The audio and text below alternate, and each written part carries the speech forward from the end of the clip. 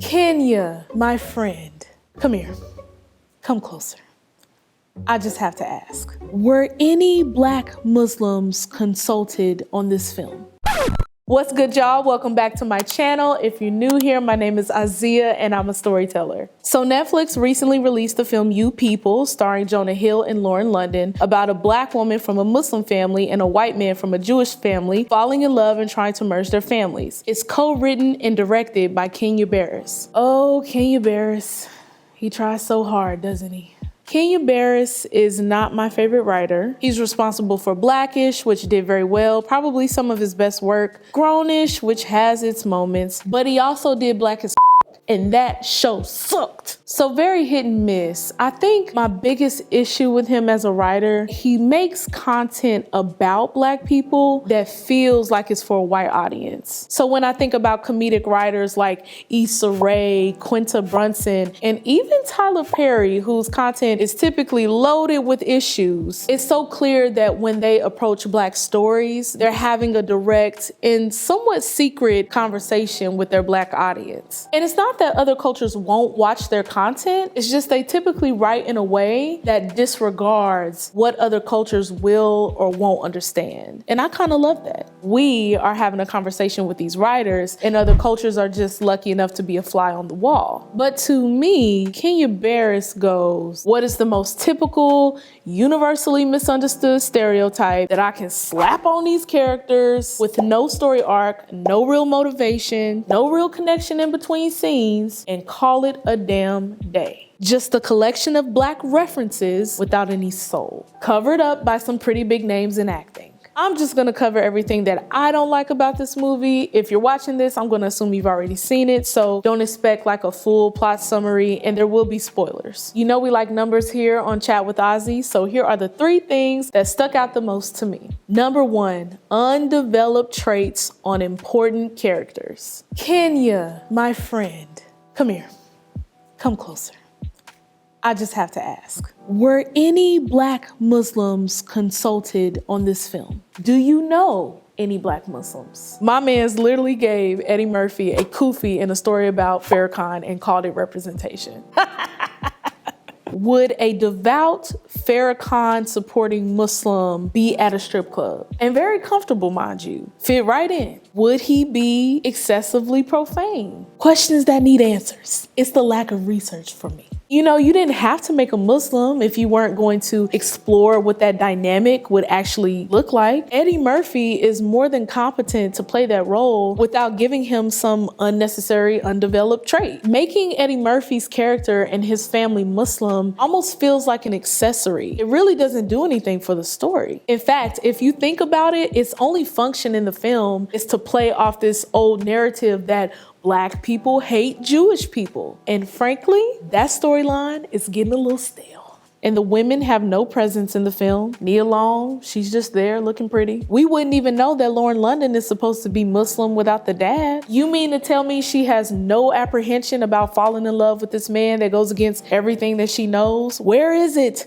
Where's the conflict? Oh, Auziah, not every movie has to be great cinema. Black people deserve mediocre films like everybody else. Sure. I just like my movies to make sense. And Jonah Hill's character somehow woke enough to have a podcast with a Black woman about Black culture and yet can't hold his own in any other conversation with any other Black person for the rest of the movie. That's wild. Did we need the podcast? Did we need the Black woman sidekick? It's giving very Jonah Hill is the safe white person in this film because his best friend is Black.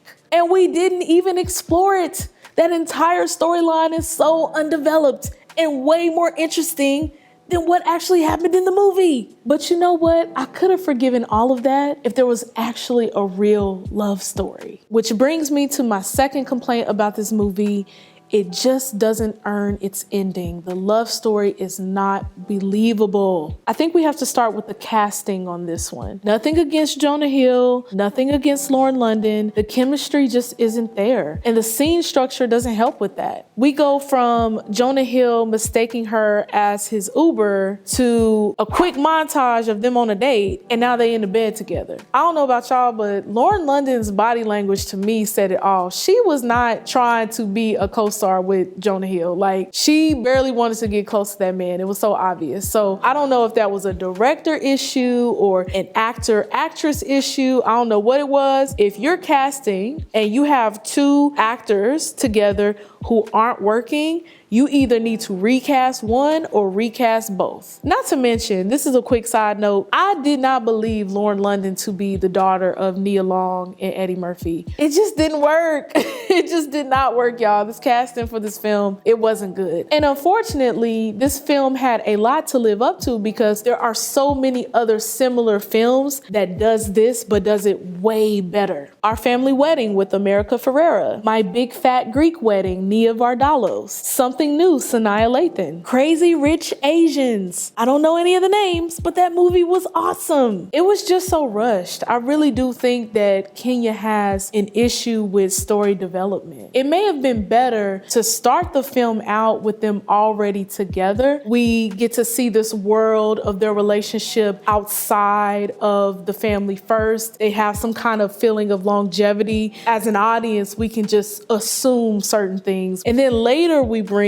the families together and start to unravel that dynamic. I think that just would have made it more believable. Okay, so here's my last major issue. The scenes regarding race are superficial and one note. I take issue particularly with Eddie Murphy's character and his obsession with putting Jonah Hill in these black situations and having that be the primary basis for the comedy in the film. The basketball scene where we actually find out Jonah Hill is good at basketball. The barbershop scene where there's a reference to Bloods and Crips. The car ride where Eddie Murphy tries to get Jonah Hill to say nigga, because that's all black people are, right? Gang affiliation, the N-word, and basketball. It's just so lazy. Personally, I think a more interesting dynamic would have been to really play up Jonah Hill's social conscious and awareness, to potentially have more of the podcast, for him to feel like he knows the culture, him to actually be confident, almost be like, you know what? I'm not worried about meeting your parents. It's gonna be fine. And for him to have all these preconceived notions only to find out that's not the case because boom, here's a real traditional Islamic black family. And now the comedy is centered around him understanding that being a woke white person doesn't mean he's as knowledgeable as he thinks he is. It just would have been more interesting. I don't know.